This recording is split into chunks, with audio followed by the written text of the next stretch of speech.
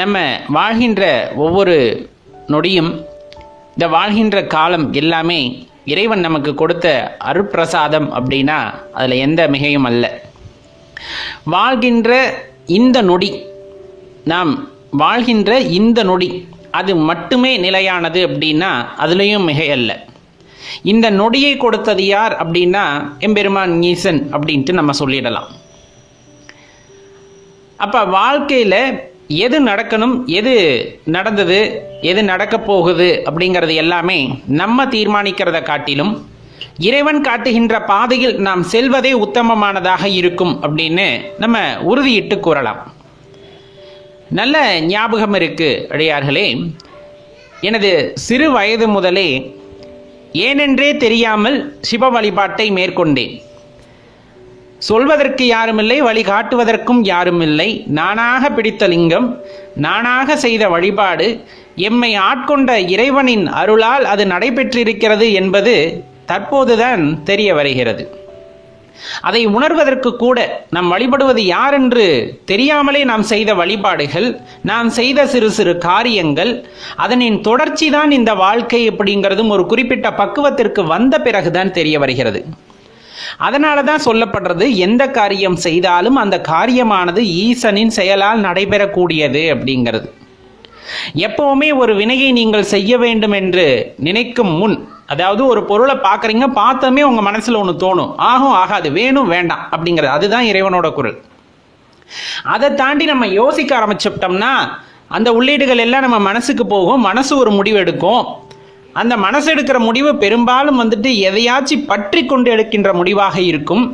அந்த பற்றுதலின் காரணமாக இருக்கின்ற முடிவுகள் சில நேரத்தில் தவறாகவும் போய்விடுகின்றன. அதனால தான் சொல்றது, எடுத்ததுமே ஒரு பொருளை பார்த்ததுமே நம் உள்ளுணர்வு ஒன்று சொல்லும், அது இறைவனின் குரலாக ஒலிக்கும். இப்போ ஒரு செயலை நம்ம ஆரம்பிக்கின்றோம் அப்படின்னா கண்டிப்பாக அந்த செயலின் நீட்சி இருக்கும் உங்களது வாழ்க்கையில். நல்ல ஞாபகம் வச்சுக்கோங்க. இப்போ நீங்கள் ஒரு நல்லது செய்யறீங்க அப்படிங்கும் போது அந்த செயலோட நீட்சி உங்களது வாழ்க்கையில் கண்டிப்பாக பிரதிபலிக்கும். அது இன்னைக்கு இல்லாமல் இருக்கலாம், ஒருவேளை நாளைக்கும் இல்லாமல் இருக்கலாம், ஆனால் வாழ்க்கையில் ஏதோ ஒரு பகுதியில் இதன் நீட்சி இருக்கும். நம்ம சாதாரணமாக ஒரு 10 பேத்துக்கு இன்னைக்கு சாதம் வாங்கி தர்றோம் அப்படின்னா இன்னைக்கு 10 பேத்தோட பசியை போக்குறது உங்கள் கடமை இல்லை. இறைவன் உங்களை கருவியாக பயன்படுத்தி கொண்டு அந்த 10 பேரின் பசியை போக்கி இருக்கிறார். இதோட நீட்சி இன்னும் தொடரக்கூடியது அப்படின்னு தெரிஞ்சுக்குங்க. அதே போலதான் சிவ வழிபாடு செய்ய ஆரம்பிக்கின்றீங்க அப்படிங்கும் போது அது கிட்டத்தட்ட அது ஒரு ஆரம்பம் மட்டுமே. அதனோட நீட்சி பெரிய விஷயமாக இருக்கலாம். நீங்கள் ஒரு உச்ச நிலையை அடைவதற்கான தொடக்கமாக அந்த நிலையானது இருக்கலாம். அதனால எதையுமே சாதாரணமாக நினைச்சிடாதீங்க. இந்த நொடியில் நீங்கள் எடுக்கக்கூடிய முடிவு அப்படிங்கிறது உங்கள் வாழ்க்கையவே மாற்றக்கூடியதாக என்னாலும் இருக்கும் அப்படின்னா அதில் எந்த மாற்று கருத்தும் கொள்ளக்கூடாது. ஒரு செயலை செய்கின்றோம் அப்படிங்கும் போது அது ஈசனின் மீது பாரத்தை போட்டுவிட்டு செய்ய ஆரம்பித்து விட வேண்டும். ஈசன் என்ன சொல்கிறாரோ உங்களுக்குள் இருந்து அதை பின்பற்றி நடந்து சென்றோமே ஆனால் கண்டிப்பாக அதோட நீட்சியானது நன்றாகவே இருக்கும். அதோட தொடர்ச்சி அப்படின்னு நம்ம சொல்லலாம். கண்டிப்பாக ஒரு வினை இப்போ செய்கிறோன்னா அது இப்பயே முடிந்து விடுவது கிடையாது. இதன் தொடர்ச்சி தான் நமது வாழ்க்கை. அந்த தொடர்ச்சியில் பார்த்தீங்கன்னா ஈசனோட அனுகிரகத்திற்கு தகுந்தாற் போல எல்லாமே நடக்கும். நாம் செய்கின்ற ஒவ்வொரு வினையும் அவ்வாறு தான். நல்லது செய்தால் அதுவே ஒரு நீட்சியாக தொடரும், அல்லது எதிர்மாறாக செய்யும் போது அதுவும் ஒரு நீட்சியாக தொடரும். நீங்கள் நல்லது செஞ்சீங்க, இல்லை சிவனவே அடிபணிந்து செல்கிறீர்கள், அவர் மந்திரத்தை மட்டுமே நம்ம சொல்லிக்கிட்டு இருக்கோம் அப்படின்னா அதில் மேன்மையடைந்து கொண்டு சென்று கொண்டே இருப்போம். அதோட நீட்சிக்கு அவரே குருவாகவும் இருக்கின்றார். குருவை உங்களுக்கு அடையாளமும் காட்டுகின்றார். அதன் வாயிலாக உங்கள் வாழ்க்கையோட நீட்சி அப்படிங்கிறது ரொம்ப அற்புதமாக அமையும். உண்மை, நாம் கண்ட உண்மை பொருள் அது. நாம் என்ன ஏது என்று தெரியாது செய்த பூஜைகள் இன்று அவர் மீது அளவற்ற பற்றை உண்டாக்கி இருக்கின்றன.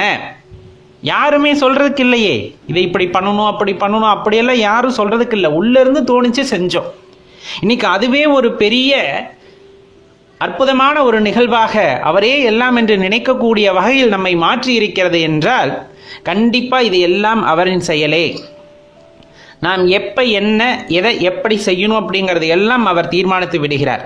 முதல் குரல் அவர் குரல். அதை கேட்டு நாம் செயல்படும் போது கண்டிப்பாக எல்லா நல்ல விஷயங்களும் நமக்கு நடைபெறுகின்றன. எல்லா வழிகளையும் அவர் காட்டுவார். அதில் எந்த மாற்று கருத்துமே வேண்டாம். ஒரே ஒரு விஷயத்தை மட்டும் தெளிவாக சொல்லுவாங்க. யார் ஒருத்தர் எந்த ஒரு வினாடியும் இறைவனை பிரியாது இருக்கின்றாரோ அவர் உடலே இறைவன் வசிக்கும் கோவிலாகின்றது அப்படின்னா அதில் எந்த மாற்று கருத்துமே இல்லை. அவரை விட்டு இறைவன் நீங்குவதில்லை.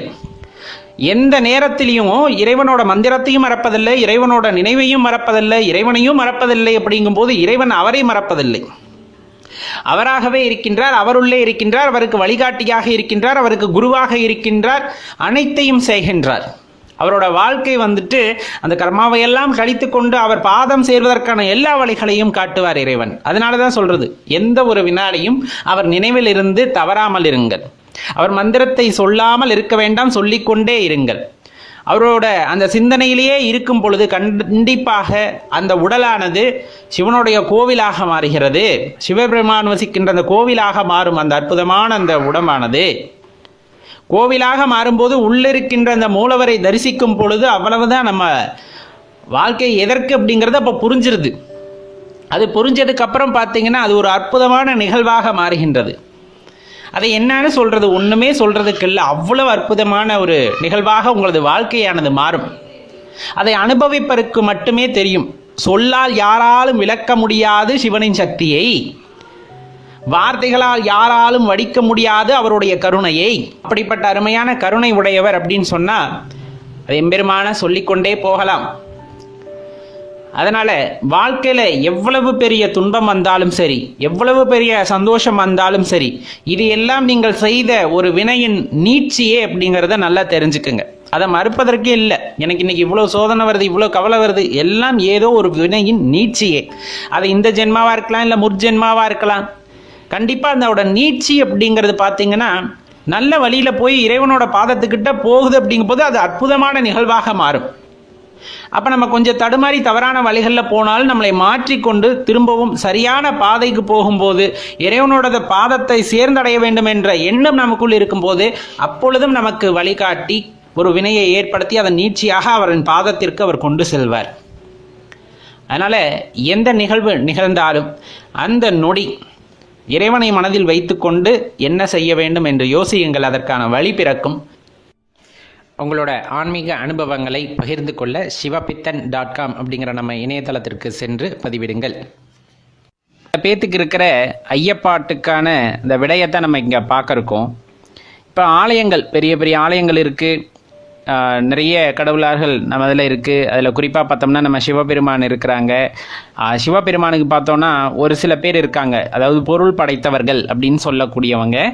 கண்டிப்பாக அவங்க வந்துட்டு ரொம்ப நல்லவர்கள். சில பேர் என்னென்னா தன்கிட்ட இருக்கிற பொருளை வந்துட்டு எப்படி பயன்படுத்தணுமோ, இறைவன் எதற்காக கொடுத்தாரோ அந்த வழியில் வந்துட்டு அவங்க பயன்படுத்துவாங்க.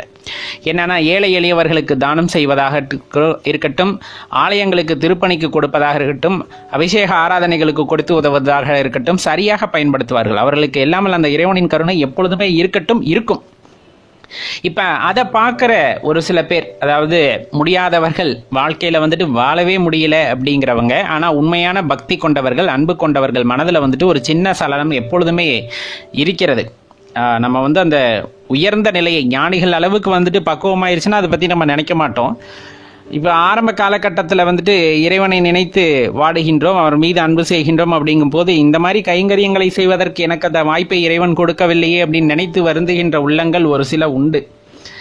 அவர்களுக்கு நாம் சொல்லிக் கொள்வதெல்லாம் ஒன்றே ஒன்று தான். இப்போ இருக்குது அப்படிங்கும் போது கண்டிப்பாக செய்யக்கூடிய மனது இருக்கிறது ரொம்ப பெருசு. நான் இப்போ சொன்னேன் இல்லையா, ஒரு சிலருக்கு வந்துட்டு அந்த மனமானது இருக்கிறது. அவர்கள் நீடோழி வாழ வேண்டும், அவர்கள் நிறைய திருப்பணிகள் செய்ய வேண்டும், அதில் அந்த மாற்று கருத்தும் இல்லை.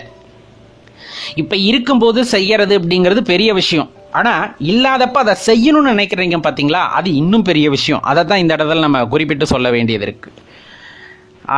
ஏன்னா இருக்கிறவங்க பாதி பேர் வந்துட்டு அந்த பூட்டி வச்சு கரையான் தின்னாலும் திங்குமே தவிர ஒரு 4 ஏழைப்பாளையங்களுக்கு சாப்பாடு கொடுக்கணும்னு கூட நினைக்கிறதில்ல. ஏன் இறைவன் வந்துட்டு அவங்களுக்கு அப்படிப்பட்ட மனசை கொடுத்தாரு அப்படிங்கிறதே நம்மளுக்கு சில நேரங்களில் சந்தேகமாக தான் இருக்கும். அது உலகத்துக்கு உணர்த்துவதற்காக இருக்குன்னு நினைக்கிறேன். அது ஒரு பக்கம் இருக்கட்டும். இப்போ நீங்கள் ஆலயங்களுக்கு செல்கிறீர்கள் அப்படிங்கும் போது எளிமையான தெய்வத்திற்கு எளிமையான வழிபாட்டை செய்யுங்கள், அது போதுமானது. அவ்வளோதான் நம்ம சொல்கிறது. இப்போ சில இடத்துல பார்த்தீங்கன்னா நிறைய அபிஷேகங்கள் நடக்கும், பால் தயிர் இந்த மாதிரி வந்துட்டு ஆகமத்துக்கு உட்பட்டு வந்து எல்லா விதமான அபிஷேகங்கள் நடக்கும், பூஜை முறைகள் நடக்கும், அலங்காரங்கள் நடக்கும். அதுலேயும் பார்த்தீங்கன்னா சில இடத்த சொர்க்கம் மாதிரி மாதிரி அலங்காரம் பண்ணி வச்சிருப்பாங்க. ஆலயத்தில் போயிட்டு நம்ம எம்பெருமானை பார்க்கும்போது அப்படியே கண்களில் தண்ணி வரும். அந்த அளவுக்கு வந்துட்டு அதை பார்த்தா ஒரு சொர்க்கத்தில் இருக்கிற உணர்வு தான் வரும். அப்படியெல்லாம் அலங்காரம் செய்வதற்கு தங்களால் முடிந்த உதவிகளை வந்துட்டு சில பேர் செய்கிறாங்க. அதனால் என்னால் முடியல அப்படிங்கும்போது கண்டிப்பாக அது கிடையாது, அது நீங்கள் செஞ்சது தான். நல்லா தெரிஞ்சுக்கங்க, எப்போ நீங்கள் செய்யணும்னு நினைக்கிறீங்களோ, இப்போ இறைவனுக்கு வந்துட்டு இந்த மாதிரி ஒரு ரோஜா பூ மாலை போட்டால் நல்லா இருக்கும்னு நினச்சிட்டுங்க, அடுத்த நாள் நீங்கள் ஆலயத்துக்கு போங்க, அங்கே ரோஜா பூ மாலை இருக்கும். நீங்கள் செஞ்சது தான். நல்லா தெரிஞ்சுக்கங்க, உங்ககிட்ட பொருள் இல்லை, உங்களால் வாங்கி தர முடியல, ஆனால் உங்கள் மனசு வந்துட்டு அந்த இறைவனுக்கு வந்துட்டு ரோஜாப்பூ மாலை சாற்றினால் நல்லா இருக்கும்னு நினச்சிருச்சு. அதனால இன்னொரு சிவரூபம் கொண்ட ஒருத்தர் வந்துட்டு அந்த ரோஜாப்பூ மாலையை வாங்கி இறைவனுக்கு அணிவிப்பார். இந்த மாதிரி அனுபவம் உங்களுக்கு நிறைய இருந்திருக்கும். இன்னைக்கு போகிறதுக்கு முன்னாடி இது மாதிரி ஈஸ்வரனுக்கு வந்துட்டு இந்த நேரத்தில் பட்டாடை இருந்தால் நல்லா இருக்குமே, சில பேர் அம்மன் பக்தர்கள் வந்துட்டு நான் போகிறப்ப அம்மனுக்கு இந்த சேலை சாற்றி இருந்தால் நல்லா இருக்குமே நினச்சிட்டு போவாங்க. அதே மாதிரி இருக்கும். அவங்க மனசில் இருக்க பக்தியானது உண்மையானது. எளியவர்களாக இருந்தாலும் இறைவனை இந்த ரூபத்தில் பார்க்க வேண்டும் என்று அந்த ஆவல் கொண்டார்களெனில் அது நடக்கும். அதைத்தான் நம்ம இந்த இடத்துல சொல்கிறோம். இறைவன் எப்போவுமே எளிமையானவர். இப்போ இறைவனை வந்துட்டு பெரிய பெரிய வீடுகளில் வந்துட்டு யாகங்கள் நடத்துகிறாங்க, ஹோமங்கள் நடத்துகிறாங்க, அங்கே மட்டும்தான் இருப்பாரா அப்படின்னு கிடையாது. நீங்கள் வீட்டில் வந்துட்டு உங்களுக்கு பூஜையறையே தனியாக இல்லைன்னாலும் சரி, தனியாக ஒரு விளக்கு ஏற்றுறதுக்கு இடம் இருக்குது. அந்த இடத்துல விளக்கு ஏற்றி அமைதியாக உட்காந்து அவரோட திருநாமத்தை சொல்கிறீங்க. நீங்கள் சாப்பிட்ற சாப்பாட்டில் கொஞ்சோண்டு அது கெட்டு போன சாப்பாடாகவே இருக்கட்டும், ஐயா நான் இன்னைக்கு அதை தான் சாப்பிட போகிறேன், அதை இறைவனுக்கு வைக்க போகிறேன்னா வந்து சாப்பிடுவாரியா. கொடுத்தது உனக்கு, அதை அவர் தான் கொடுத்தார். உனக்கு கொடுத்ததுலேயும் ஒரு பங்கு அவருக்கு கொடுக்குறேங்கும் போது அவர் அதை சாப்பிடுவார். நீ மனசார கொடுக்குற எதையுமே வந்துட்டு இறைவன் ஏற்றுக்கொள்வார். அந்த இடத்துல தெரிந்து கொள்ள வேண்டிய தாற்பயம் அதுதான். இறைவனை வந்துட்டு நம்ம மனிதனுக்கு நிகராக வந்துட்டு எடை போட்டுறோம். அதுதான் ரொம்ப பெரிய தப்பு.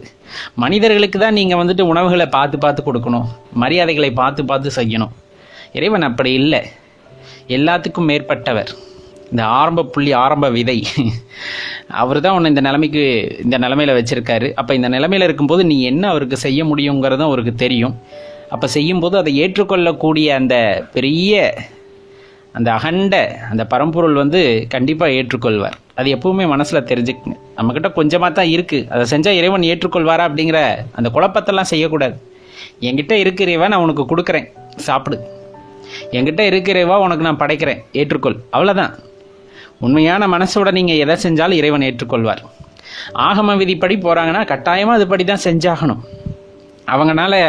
அவங்களுக்குன்னு ஒரு வரையறை இருக்குது அப்படின்னா அவங்க அதை தான் செஞ்சாகணும். ஏன்னா அப்போ அதை தவறிடுச்சுன்னா அவங்க மனசு கோணலாகிடுது. அப்போ மனசு கோணலாகும் போது அது இறைவன் ஏற்றுக்கொண்டாராங்கிற குழப்பம் வரும்போது அந்த இடத்துல தான் பிரச்சனை வந்துடும், ஏற்றுக்கொண்டாரா இல்லையான்னு. ஆனால் நான் சொல்கிற விஷயம் அப்படி கிடையாது.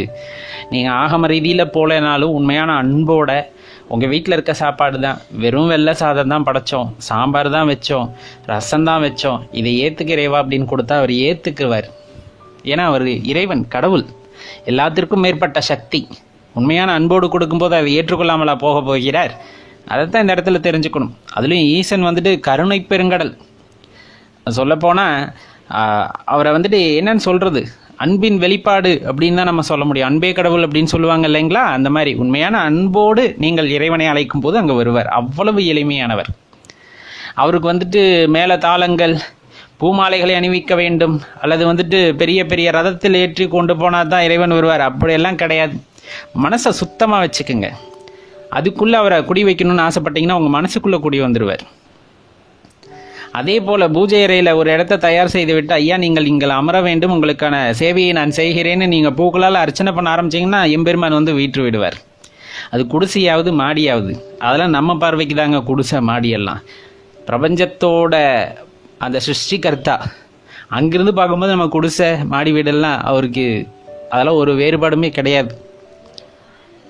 அதனால தான் சொல்கிறது, எப்போவுமே அன்பு, அந்த பாசம், அந்த பக்தி அப்படிங்கிறது ஆழ்மனதிலிருந்து உண்மையாக தோன்றியதாக இருக்க வேண்டும். இதை செய்தால் இது கிடைக்கும் அப்படிங்கிற கணக்கு போட்டுக்கிட்டு இறைவன்ட்ட நம்ம போகக்கூடாது. எப்போவுமே இதை செய்தால் இது கிடைக்குங்கிற கணக்கு போட்டோம் அப்படின்னா கிடைக்கும். அதுக்கு பின்னாடி இருக்கிறதையும் நம்ம ஏற்றுக்க வேண்டியது இருக்கும். நீங்கள் எதை நல்லதுன்னு நினைக்கிறீங்களோ அதோட தொடர்ச்சி நல்லதாகவே இருக்கணும்னு அவசியம் கிடையாது. அப்போ நீங்கள் அதையும் ஏற்றுக்கிறதுக்கு தயாராக இருந்தால் தான் நீங்கள் போய் இறைவன்ட்ட கால்குலேஷன் போட்டு நீ எனக்கு இதை கொடு, நான் இதை தர்றேன் அப்படின்ட்டு நீங்கள் பேச முடியும். ஆனால் உண்மையான அன்புடைய பக்தர்கள் இறைவனிடம் எதையுமே கேட்பதில்லை, மாறாக அவருக்கு எல்லாத்தையும் செய்யணும்னு நினைக்கிறாங்க, சேவையாக செய்யணும்னு நினைக்கிறாங்க. எப்போ வந்துட்டு இறைவனை நம்ம பிடிச்சிக்கிட்டே இருக்கோம் அப்படிங்கும் போது அப்போ நம்மளுக்கு பயம் ஏற்படும். நிறைய விஷயங்கள் இருக்கும். ஆனால் இறைவன் நம்மை பிடித்து கொண்டால், இறைவன் நம்மை ஆட்கொண்டால் நம்ம பயப்படணும்னு அவசியமே கிடையாது. ஏன்னா பிடித்திருப்பது இறைவன் ஐயா, பிடித்திருப்பது யார்? இறைவன். அவர் நம்மை ஆட்கொண்டு விட்டார் எனில் நமக்கு என்ன தேவையோ அதைத்தான் அவர் செய்ய போகிறார். உனக்கு என்னென்ன நல்லது நடக்கணும்னு நினைக்கிறாரோ அதை எல்லாத்தையும் நடத்தி தருவார். உன்னை பக்குவப்படுத்துறதுக்கு சில மேடு பள்ளங்களும் இருக்கும். அதிலும் நம்ம அசராமல் இறைவன் மீது நம்பிக்கை கொண்டிருந்தோமானால் அவர் நம்மை பிடித்த பிடியானது பெரும் பிடியாக இருக்கும். கண்டிப்பாக அவரோட பிடியிலிருந்து நம்மளால் வெளிவர முடியாது. ஆனால் அந்த பாதுகாப்பு, அம்மாவின் அரவணைப்பில் இருக்கக்கூடிய அந்த பாதுகாப்பை உணர முடியும். அதனால தான் சொல்கிறது, இறைவன் எளிமையானவர், ஈசன் எளிமையானவர். நாம் எளிமையாக இருக்கின்றோம், யாருக்கும் தொந்தரவு செய்யலை, மனசார யாருக்கும் கெடுதல் நினச்சதில்லை. நான் செய்கின்ற வழிபாட்டை, நான் எளிமையாக செய்கின்ற வழிபாட்டையும் இறைவன் ஏற்றுக்கொள்ள வேண்டும் அப்படின்னு நினச்சிங்கன்னா கண்டிப்பாக ஏற்றுக்கொள்வார். செய்யுங்கள். எப்போவுமே இந்த வழிபாட்டில் மட்டும் குழப்பமே இருக்கக்கூடாது. இருந்திருக்கும், இல்லாமல் இருக்கும். இறைவனுக்கு தெரியாமையா போகுது? கண்டிப்பாக அவருக்கு தெரியும்ல. அப்போ அப்படி தெளிவான மனசு, கலங்கம் இல்லாமல் இருக்கணும். இப்போ ஒரு கேணி நல்லா தெளிவாக இருக்கும், 1 ரூபா காசை போட்டால் உள்ளே போகிறது போய் கீழே உழுகிறது தெரியுதா இல்லையா? அப்படி இருக்கணும் நம்ம மனசு. நம்ம பக்தியில் அந்த வெளிப்பாடு இருக்கணும், கலங்கிய மனதாக இருக்கக்கூடாது. அப்போ அந்த இடத்துல உள்ளே இருக்க பரம்பொருள் வெளியே தெரியாது. அதுக்காக தான் சொல்கிறது, முழுமையான மனதுடன் எல்லா வழிபாட்டையும் செய்யுங்கள், எல்லா நன்மையும் உண்டாகட்டும். ஓம் நம சிவாய.